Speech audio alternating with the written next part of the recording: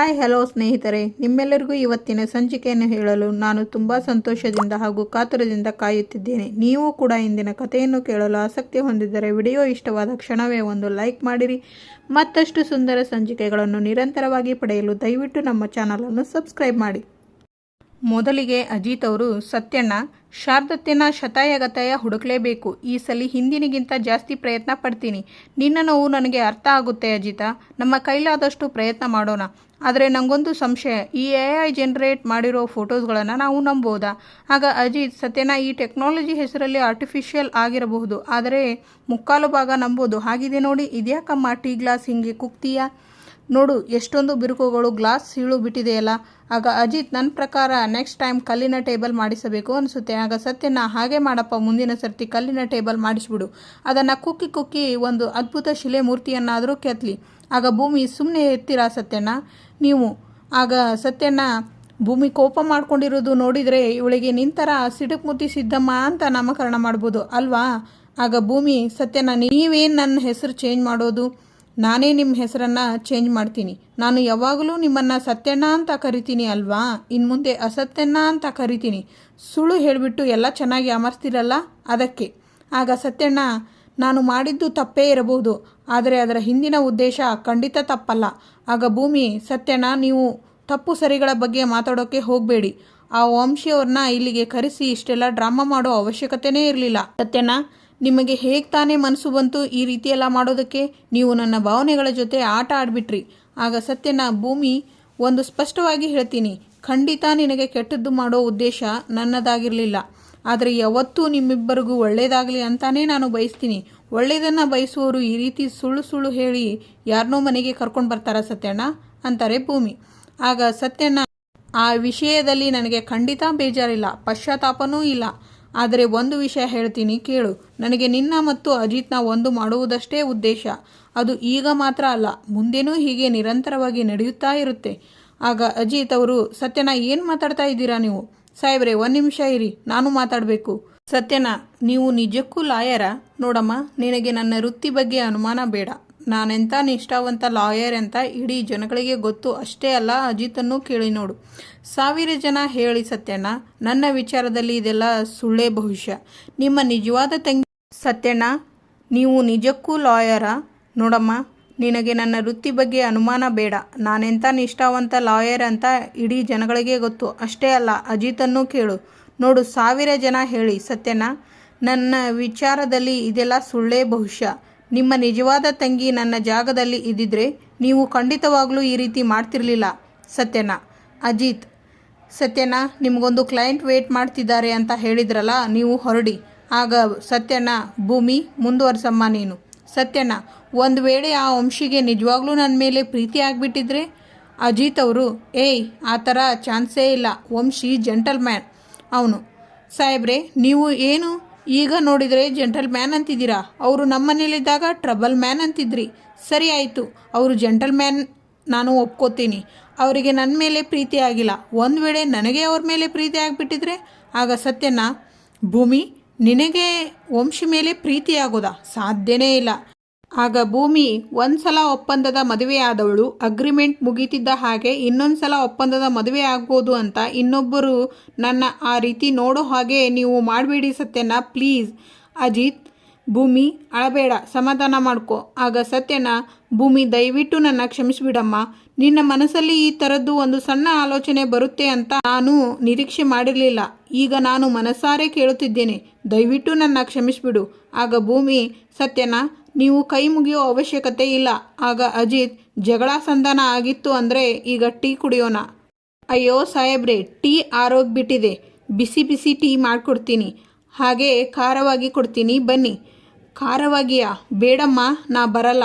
ಸತ್ಯಣ್ಣ, ಹೆದರ್ಕೋಬೇಡಿ, ಚಕ್ಲಿ ಕೋಡ್ಬೇಳೆ ಕೊಡ್ತೀನಿ ಅಂದೆ. ಆಗ ಸರಿ ಬಾ, ಶಾರದಮ್ಮನ ಫೋಟೋ ತೊಗೊಂಡು ಹೋಗಿ ಟೀ ಅಂಗಡಿ ಮುಂದೆ ಅಂಟಿಸ್ತೀನಿ ಅಂತಾರೆ. ಆಗ ನಿಮ್ಮ ಶಾರದತ್ತೆ ಬೇಗ ಸಿಗ್ತಾರೆ. ಆಗ ಅಜಿತ್, ಅಪರೂಪಕ್ಕೆ ಒಳ್ಳೆ ಕೆಲಸನೂ ಮಾಡ್ತೀಯ, ಅಣ್ಣ ತಂಗಿ ಇಬ್ಬರು ಹೀಗೆ ಇರಲಿ ಅಂತಾರೆ ಅಜಿತ್. Thank you Satyanna. ಸತ್ಯಣ್ಣ, ನಿಮ್ಮಿಂದ ನನಗೆ ಈ ಫೋಟೋ ಸಿಕ್ತು. ತಂಗಿ ಹೇಳಿದ ಕೆಲಸ ಅಣ್ಣ ಮಾಡಲೇಬೇಕು, ಇದಕ್ಕೆ ಥ್ಯಾಂಕ್ಸ್. ಸತ್ಯಣ್ಣ, ನಮ್ಮ ಶಾರದಮ್ಮ ಅವರು ಎಷ್ಟು ಲಕ್ಷಣವಾಗಿದ್ದಾರಲ್ಲ. ಆಗ ಸತ್ಯಣ್ಣ, ಪುಟಾಣಿ ಮನಸ್ವಿನಿ ಕೂಡ ತಾಯಿ ಹಾಗೆ ಲಕ್ಷಣವಾಗೇ ಇದ್ದಾಳೆ. ಆಗ ಭೂಮಿ, ಆದಷ್ಟು ಬೇಗ ನಮ್ಮ ಸಾಹೇಬರು ಇವರಿಬ್ಬರನ್ನ ಹುಡುಕಿ ಮನೆಗೆ ಕರ್ಕೊಂಡು ಬಂದರೆ ಸಾಕು. ನಮ್ಮ ದೊಡ್ಡ ಸಾಹೇಬರು ಮನಸ್ಫೂರ್ತಿಯಿಂದ ನಗೋದನ್ನು ನಾನು ನೋಡಬೇಕು. ಸತ್ಯಣ್ಣ, ಅಯ್ಯಯ್ಯೋ ಸತ್ಯಣ್ಣ, ಇವತ್ತು ನಮ್ಮ ಸಾಹೇಬ್ರು ಬರ್ತಡೆ, ಮನೆಯಲ್ಲಿ ಯಾರೂ ವಿಷಯ ಮಾಡಿಲ್ಲ. ಬೆಳಗ್ಗೆಯಿಂದ ನಮ್ಮ ಮನೆ ಮೌನ ಆಗಿಬಿಟ್ಟಿದೆ. ಅದು ಸರಿ ಸತ್ಯಣ್ಣ, ಯಾಕೆ ನಮ್ಮ ಸಾಹೇಬ್ರು ಹುಟ್ಟಿದ ಹಬ್ಬದ ದಿವಸ ಈ ರೀತಿಯೆಲ್ಲ ಇದೆ? ಅಂಥದ್ದೇನಾಗಿದೆ? ಆಗ ಸತ್ಯಣ್ಣ, ಅದನ್ನು ನಿನಗೆ ಹೇಗೆ ಹೇಳೋದು ಅಂತ ಗೊತ್ತಾಗ್ತಿಲ್ಲ ನನಗೆ. ಯಾಕೆ ಸತ್ಯಣ್ಣ, ನನ್ನ ಹತ್ರ ಹೇಳೋಕೆ ಆಗದೆ ಇರುವಂಥದ್ದು ಏನಾಗಿದೆ? ಮನೆಯಲ್ಲಿ ನೀವು ಎಲ್ಲರೂ ನಡ್ಕೋತಾ ಇರೋ ರೀತಿ ನೋಡಿದರೆ ಸಾಹೇಬ್ರು ಹುಟ್ಟಿದ ಹಬ್ಬದ ದಿವಸ ಏನೋ ಆಗಿರಬೇಕು. ಸತ್ಯಣ್ಣ, ತಪ್ಪು ತಿಳ್ಕೊಬೇಡಿ. ಸಾಹಿತ್ಯ ಅವರು ದೂರ ಆಗಿದ್ದ ದಿವಸನ ಇಲ್ಲ ಅಂತಾರೆ ಸತ್ಯಣ್ಣ. ಶಾರದಮ್ಮನ್ನ ತೋರಿಸ್ತಾರೆ ಸತ್ಯಣ್ಣ. ಅಜಿತ್ ಹುಟ್ಟಿದ ದಿನ ಸಮಸ್ಯೆ ಅಲ್ಲ, ಇದು ಅದರ ಮಾರನೇ ದಿನ ಆಯ್ತಲ್ಲ ಘಟನೆ, ಅದರದ್ದು. ಆದರೆ ಇದಕ್ಕೆಲ್ಲ ಕಾರಣ ಸತ್ಯಣ್ಣ, ನೀವು ಹೇಳ್ತಾ ಇರೋದು ನನಗೆ ಅರ್ಥ ಆಗ್ತಿಲ್ಲ. ನಿನಗೆ ಅರ್ಥ ಆಗಬೇಕು ಅಂದರೆ ನಿಮ್ಮ ಅತ್ತೆನ ಕೇಳಬೇಕು. ಸರಿ ಸತ್ಯಣ್ಣ, ನೀವು ಹೇಳಿದ ಹಾಗೆ ಅತ್ತೆ ಹತ್ರನೇ ಕೇಳ್ತೀನಿ, ಫೋನ್ ಮಾಡ್ತೀನಿ. ಸತ್ಯಣ್ಣ, ಇಂಥ ಸೂಕ್ಷ್ಮವಾದ ವಿಷಯನ ನಾನು ನೇರವಾಗಿ ಕೇಳಿದರೆ ಸರಿ ಅನಿಸುತ್ತೆ. ಏನಂತೀರಾ? ನನ್ನ ಮನೆಗೆ ಡ್ರಾಪ್ ಮಾಡ್ತೀರಾ? ಇಷ್ಟೊಂದು ಅವಸರನಾ? ಯಾಕೆ? ತಾಳು ಅಂತಾರೆ ಸತ್ಯಣ್ಣ. ಆದರೆ ನನಗೆ ಕಾಯುವುದಕ್ಕೆ ಆಗ್ತಿಲ್ಲ ಸತ್ಯಣ್ಣ. ಅಲ್ಲಮ್ಮ, ಒಂದು ಮಾತು ಅಜಿತನಿಗೆ ಹೇಳಿದರೆ ಸಾಕಾಗಿತ್ತು, ಇಲ್ಲಾಂದರೆ ನನ್ನನ್ನು ಬಯಸ್ತೀಯಾ ನೀನು? ಸತ್ಯಣ್ಣ, ಇವಾಗ ಸಿಡುಕ್ಮುತಿ ಸಿದ್ದಪ್ಪನಿಗೆ ಹೇಳೋಕ್ಕಾಗಲ್ಲ, ನಾನು ಆಮೇಲೆ ಏನೋ ಹೇಳ್ಕೊತೀನಿ, ಬನ್ನಿ ನೀವು. ಅಷ್ಟರಲ್ಲಿ ಅಜಿತ್ ಅಲ್ಲಿಗೆ ಬರ್ತಾರೆ. ಏನು ಅಣ್ಣ ತಂಗಿ ಜಗಳ ಇನ್ನೂ ಮುಗ್ದಿಲ್ವೇನು? ಸರಿ, ನಾನು ಒಂಚೂರು ರೌಂಡ್ಸ್ಗೆ ಹೋಗಿ ಬರ್ತೀನಿ, ಅಷ್ಟರಲ್ಲಿ ಸಂಧಾನ ಆಗಿದ್ರೆ ನಿಮಗೆ ಒಳ್ಳೆಯದು. ಸಾಹೇಬ್ರೆ, ಯಾಕೋ ತುಂಬ ತಲೆನೋವು, ಮನೆಗೆ ಹೋಗೋಣ ಅಂತಿದ್ದೀನಿ. ಏನು ಸತ್ಯಣ್ಣ, ನಿನ್ನ ತಂಗಿಗೆ ತಲೆನೋವು ಬರೋಷ್ಟು ಮಾತಾಡ್ಬಿಟ್ರಾ? ನನ್ನ ಹತ್ರ ಅಂದರೆ ಓಕೆ, ತಡ್ಕೋತೀನಿ. ಆದರೆ ಪಾಪ ಹೆಣ್ಮಕ್ಳು ಹೇಗೆ ಒಂಚೂರು ಕರುಣೆ. ಅಯ್ಯೋ ಸಾಹೇಬ್ರೆ, ಪಾಪ ಸತ್ಯಣ್ಣ, ಇವರೇನೂ ಮಾಡಿಲ್ಲ. ಸರಿ ಹೋಗು, ಅಲ್ಲಿ ಹೋಗಿ ಕೆಲಸ ಮಾಡಿಕೊಂಡು ಕುತ್ಕೋಬೇಡ. ಸಾಹೇಬ್ರೆ, ನೀವು ಅಷ್ಟೇ ಬೇಗ ಮನೆಗೆ ಬಂದುಬಿಡಿ. ಸತ್ಯಣ್ಣ, ಏನಿಲ್ಲೇ ನಿಂತ್ಕೊಂಡು ಸ್ಟೋರಿ ಕೇಳ್ತಿದ್ದೀರಾ? ಬನ್ನಿ ಹೋಗೋಣ. ಅಕ್ಕ, ನೀವು ಅಷ್ಟೇ ಕೆಲಸ ಎಲ್ಲ ಮುಗಿಸಿ ಆರಾಮಾಗಿ ಮನೆಗೆ ಹೋಗ್ಬಿಡಿ. ಬನ್ನಿ ಸತ್ಯಣ್ಣ ಅಂತ ಹೋಗ್ತಾರೆ. ಅತ್ತೆ, ಈಗ ನಾನು ಕೇಳೋ ಪ್ರಶ್ನೆಗೆ ನೀವು ಉತ್ತರ ಕೊಡಲೇಬೇಕು. ಕೇಳು ಭೂಮಿ, ಆದರೆ ನೀನು ಕೇಳೋ ಪ್ರಶ್ನೆಗೆ ಉತ್ತರ ಸಿಗುತ್ತೋ ಇಲ್ವೋ ನನಗೆ ಗೊತ್ತಿಲ್ಲ. ಇಲ್ಲ ಅತ್ತೆ, ನೀವು ಉತ್ತರ ಕೊಡಲೇಬೇಕು. ಆಗ ಶ್ರವಣ್, ನಮಗೆ ಗೊತ್ತು ಭೂಮಿ, ಈಗ ನೀನು ಏನು ಕೇಳೋದಕ್ಕೆ ಬಂದಿದೀಯಾ ಅಂತ. ಅಜಿತ್ ಹುಟ್ಟಿದ ಹಬ್ಬದ ಬಗ್ಗೆ ತಾನೇ? ಹೌದು ದೊಡ್ಡ ಸಾಹೇಬ್ರೆ, ಇವತ್ತು ಬೆಳಗ್ಗೆ ಅಷ್ಟೇ ನಮ್ಮ ಸಾಹೇಬ್ರು ಹುಟ್ಟಿದ ಹಬ್ಬ ಅಂತ ನನಗೆ ಗೊತ್ತಾಗಿದ್ದು. ಮೇಲೆರಿಗೂ ಹಾಗಲ್ವಲ್ಲ, ನಿಮಗೆಲ್ಲ ಮುಂಚೆನೇ ಗೊತ್ತಿರುತ್ತಲ್ಲ. ಸತ್ಯಣ್ಣ, ಸಂಗೀತಮ್ಮನ್ನ ಕೇಳು, ಎಲ್ಲ ವಿಷಯ ಗೊತ್ತಾಗುತ್ತೆ ಅಂತ ಹೇಳಿದರು. ಅರೆ ಯಾಕೆ ಎಲ್ಲರೂ ಸುಮ್ಮನಿದ್ದೀರಾ?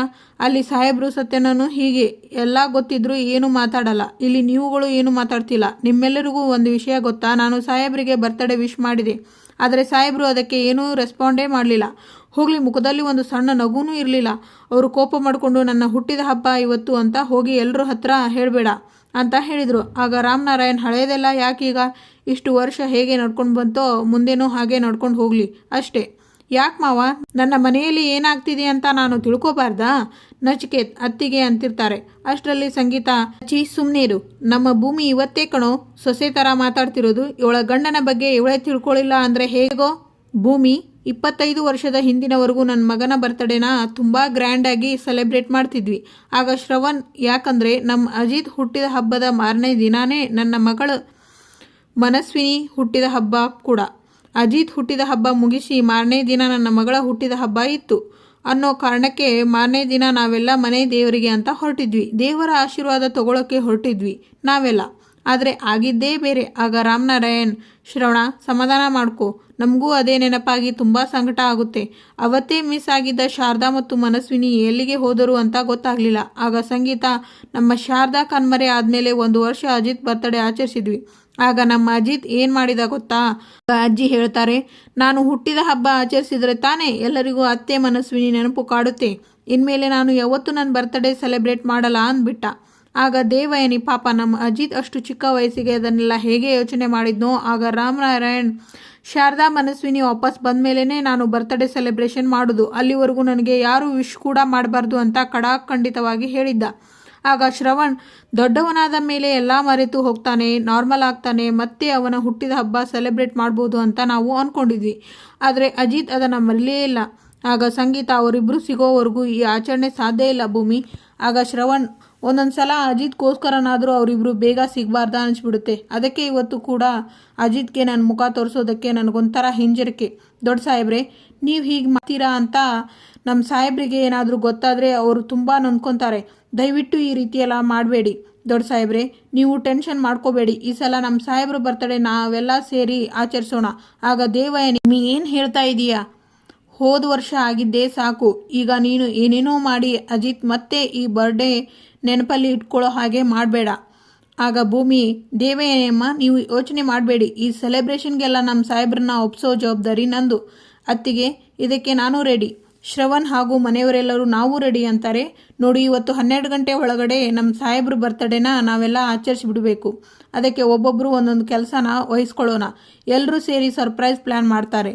ಭದ್ರನ ನೋಡೋದಕ್ಕೆ ಜೈಲಿಗೆ ಹೋಗಿರ್ತಾರೆ ಅಶ್ವಿನಿ. ಭದ್ರನಿಗೆ ನೀನು ನನಗೆ ಸಹಾಯ ಮಾಡಬೇಕು.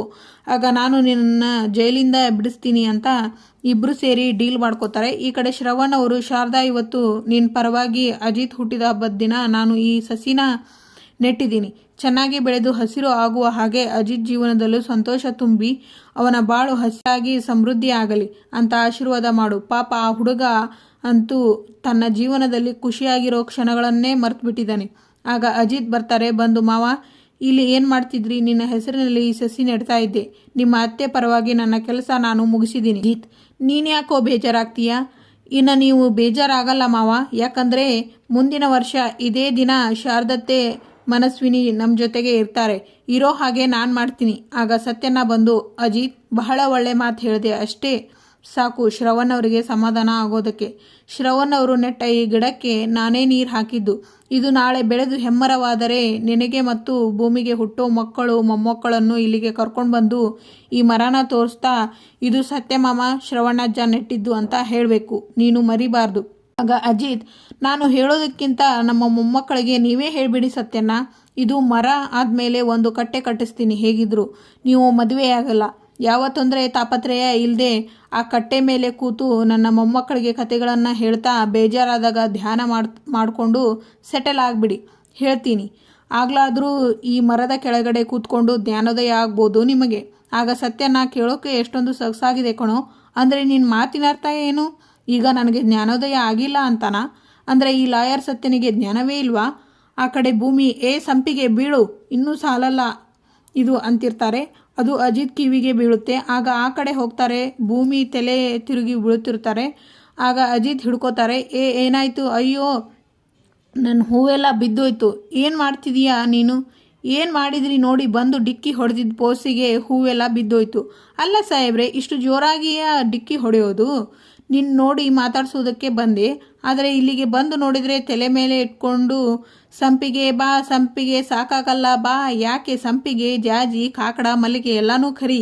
ಸರಿ, ಇದ್ದಕ್ಕಿದ್ದ ಹಾಗೆ ತಲೆ ಸುತ್ತಲ್ಲ ಯಾಕೆ?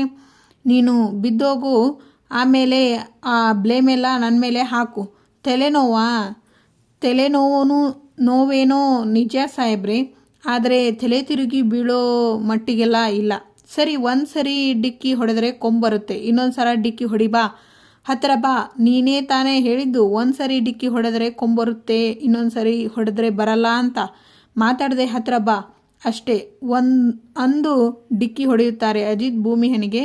ಮುಂದಿನ ಸಂಚಿಕೆಯಲ್ಲಿ ಭೂಮಿ ವಿಡಿಯೋ ಕಾಲ್ ಮಾಡಿ ಲಕ್ಷ್ಮಕ್ಕನ ಜೊತೆ ಮಾತಾಡ್ತಿರ್ತಾರೆ. ಲಕ್ಷ್ಮಕ್ಕ, ಭೂಮಿ ಇಲ್ಲಿ ತರಕಾರಿ ಎಲ್ಲ ಇದೆ, ನಾನು ನಿನಗೆ ತೋರಿಸ್ತೀನಿ ಅನ್ನುವಷ್ಟರಲ್ಲಿ ಕವಿತಾ ಅವರಿಗೆ ಬೈಕ್ ತಗೊಂಡು ಗುದ್ದೋದಕ್ಕೆ ಬಂದಿರುತ್ತಾರೆ ಅಶ್ವಿನಿ. ಆಗ ಲಕ್ಷ್ಮಕ್ಕ, ನಿನಗೆ ಮಾನ ಮರ್ಯಾದೆ ಇಲ್ವಾ? ಗಾಡಿ ಓಡಿಸೋಕೆ ಬರಲಿಲ್ಲ ಅಂದರೆ ಯಾಕೆ ಬೀದಿ ಮೇಲೆ ಬರ್ತೀರಾ ನೀವೆಲ್ಲರೂ? ಆಗ ಭೂಮಿ, ಇವಳು ಆ ಫ್ರಾಡ್ ಅಶ್ವಿನಿ ಅಲ್ವಾ? ಅಶ್ವಿನಿ, ನೀನೇನು ಮಾಡ್ತಿದೀಯಾ ಇಲ್ಲಿ? ಯಾರ ಅಶ್ವಿನಿ? ನಾನ್ಸೆನ್ಸ್ ಅಂತ ಅಲ್ಲಿಂದ ಹೋಗ್ತಾಳೆ. ಆಗ ಲಕ್ಷ್ಮಕ್ಕ, ಭೂಮಿ ಹೋಗ್ತಿದ್ದಾಳೆ. ಅವಳು, ಸಾಹೇಬ್ರೆ, ನಾನು ಆ ಅಶ್ವಿನಿನ ನೋಡಿದೆ. ನಾನು ಲಕ್ಷ್ಮಕ್ಕನ ಜೊತೆ ವಿಡಿಯೋ ಕಾಲಲ್ಲಿ ಮಾತಾಡ್ತಾ ಇದ್ದೆ. ಆಗ ಕವಿತಾ ಮನೆಗೆ ಅವಳು ಗುದ್ದೋಕ್ಕೆ ಬಂದಿದ್ಲು. ಅದನ್ನು ನಾನು ನೋಡಿದೆ ಸಾಹೇಬ್ರೆ. Thank you for watching.